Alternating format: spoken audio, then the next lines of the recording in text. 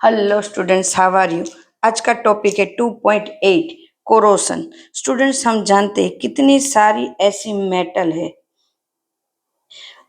कि जिनमें रस्ट हो जाता है। ऐसा कोरोशन में एग्जाम्पल दिया है आयन एफी का, बट ये एफी के लिए ही नहीं है, सिर्फ कितनी सारी ऐसे मेटल है जो एयर के एटमॉस्फेयर में जो एयर होता है, वाटर होता है, CO2 होता है, मतलब एयर में ही ये सब होता है, वो CO2 O2, तो इनकी टच में आते हैं तो उनके अंदर रस्ट हो जाता है। जैसे कि हम देखें सिल्वर, फिर आयन Fe, गोल्ड में नहीं होता, फिर कॉपर, इनमें बहुत सारी जगह पे ऐसे रस्ट दिखाई दे। कॉपर में ग्रीन कलर का होगा, एफी में थोड़ा रस्ट है, वो रस्ट कलर ही हम बोलते, ये तो ब्राउन कलर का होगा।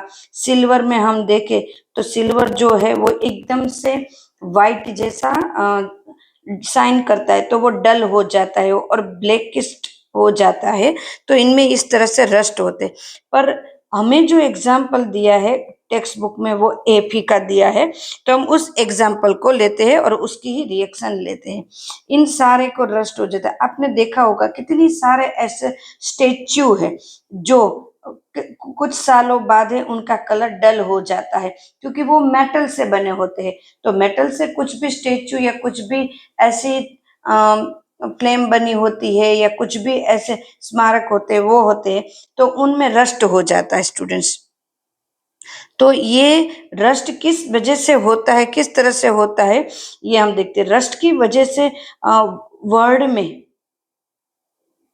कितना सारा एवरी ईयर बहुत सारा नुकसान होता है इनकी वजह से। तो हमें ये रस्ट के बारे में थोड़ा अच्छे से समझना चाहिए। ऑक्सीडेशन और रिडक्शन दोनों रिएक्शन रस्ट में होती है, दोनों रिएक्शन रस्ट में होते हैं। तो हम एक एग्जांपल लेते हैं आयन एफी का। चल, ये एफी की प्लेट है, एफी, इसके अंदर एफी के ही एटम्स है सारी जगह। उसके ऊपर मान लो ये वाटर ड्रॉप गिरा, दिस इज वाटर ड्रॉप।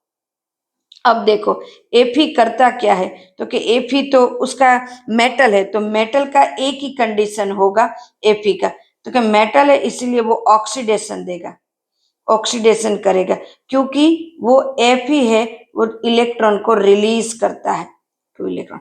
अब उससे पहले एयर में क्या है, तो कि एयर में H2O है, NCO2 है, वो मिलके क्या बनाएंगे, H2CO3, और हमारे पास ऑक्सीजन भी है एयर में। अब यहां से इसने 2 इलेक्ट्रॉन रिलीज किए, Fe में से Fe+2 बने। जैसे ही उसने +2 दिए, तुरंत ही ऑक्सीजन जो है हमारे पास, रिडक्शन रिएक्शन,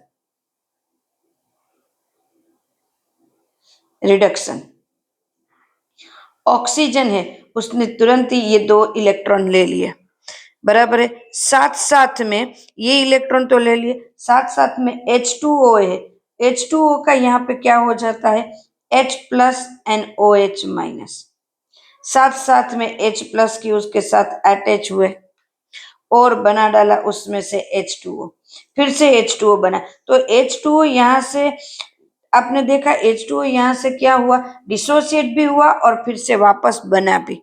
अब उसको बैलेंस करते, तो कि यहाँ ऑक्सीजन है, बराबर है, और साथ साथ में O2 है, साथ साथ में 2 इलेक्ट्रॉन है, H+ है, H+ यहाँ 4 इलेक्ट्रॉन करते हैं और 4H+ होते हैं, देन 2H2O बनता है।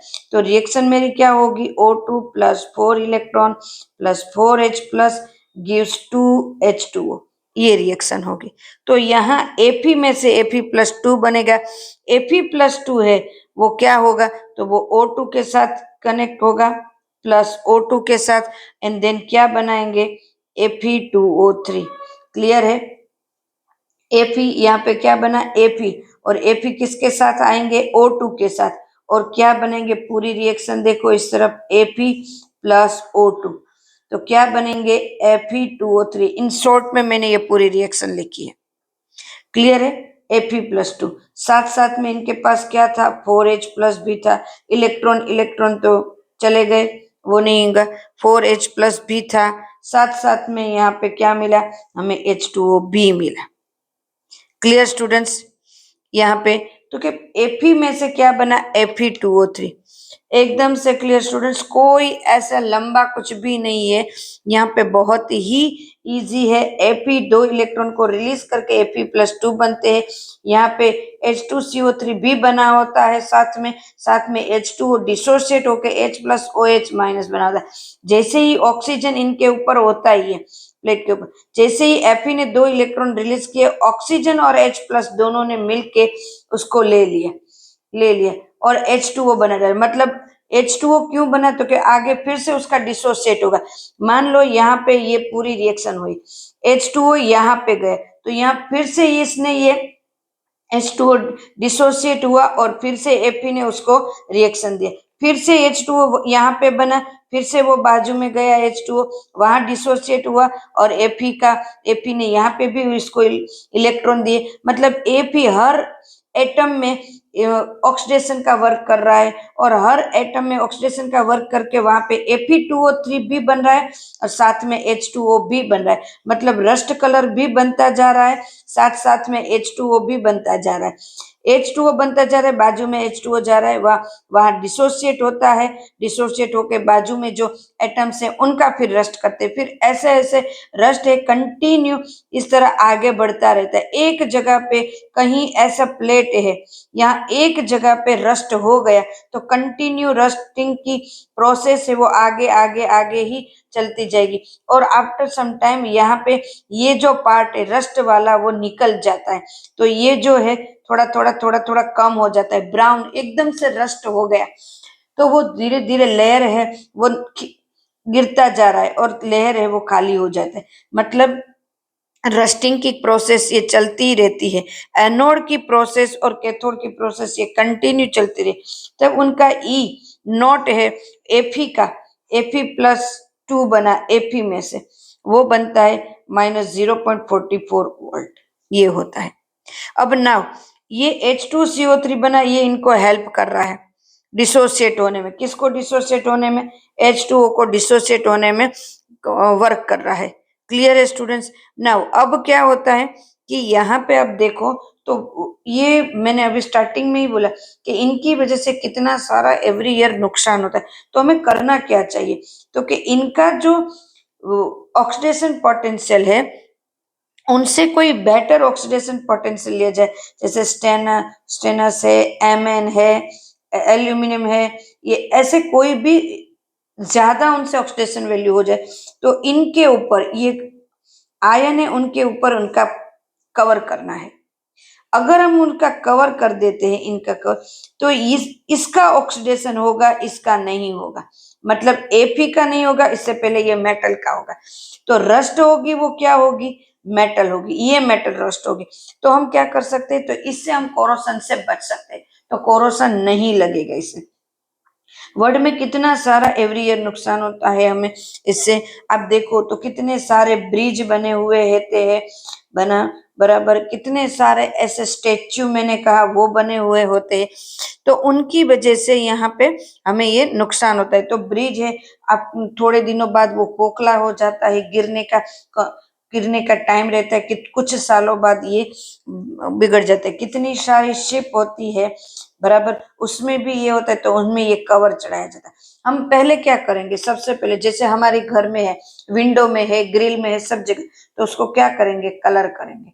कलर करेंगे तो क्या होगा, उसके ऊपर पूरा का पूरा कवर आ जाएगा। पहला सॉल्यूशन यही है, इसको कलर करना।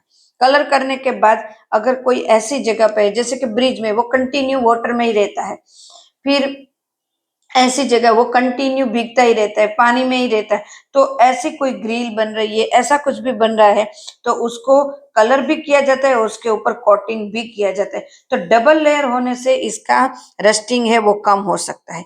क्लियर? तो यहाँ Fe2O3 एंड H2O XH2O वो बनता ही रहता है और कंटिन्यू ये प्रोसेस होती रहती है। तो इनको अगर कम करना है तो यही है, कलर करना है और उसके ऊपर गैल्वेनाइज, जिसको बोलते हैं गैल्वेनाइज करना, तो गैल्वेनाइज करना, यही करना है। तो students, rusting is very important topic ये 9, 10 सब कब से आ रहा है रस्टिंग का पार्ट।